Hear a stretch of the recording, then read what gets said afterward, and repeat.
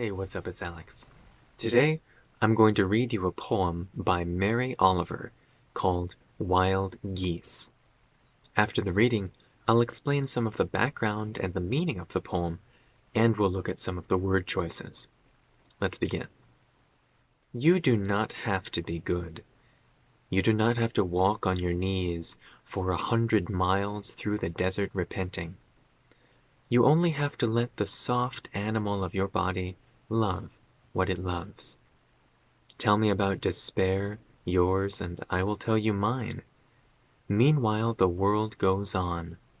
Meanwhile the sun and the clear pebbles of the rain are moving across the landscapes, over the prairies and the deep trees, the mountains and the rivers.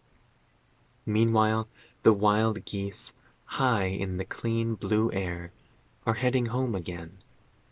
Whoever you are, no matter how lonely, the world offers itself to your imagination, calls to you like the wild geese, harsh and exciting, over and over announcing your place in the family of things. This poem was written in 1986, and it explains that even if you're feeling stressed or confused about the world, nature is still there and nature is still beautiful.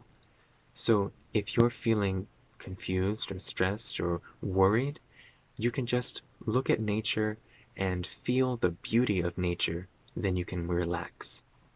This poem doesn't use any rhymes, but it does repeat the sounds of some words, even if it isn't rhyming those words. For example, it repeats the word meanwhile, and that opening m sound comes again and again. Meanwhile the world goes on. Meanwhile the sun, mountains and the trees. Meanwhile. That opening m kind of holds the middle of the poem together. Another sound that gets repeated is r, repenting, rain, despair, prairies. That might seem like an accident, but the words are carefully spaced within the poem to preserve that sound kind of holding steady through the poem. Now let's explain some of the more rare words in this. Repenting. For 100 miles through the desert repenting. Repenting means to feel sorry or to feel strong regret for something. So if you feel sorry, then walking 100 miles on your knees is kind of like a punishment for yourself. She says, let the soft animal of your body love what it loves.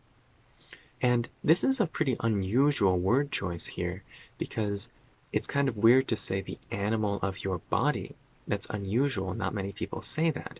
But animal as a concept is used later on in the poem when she talks about the geese.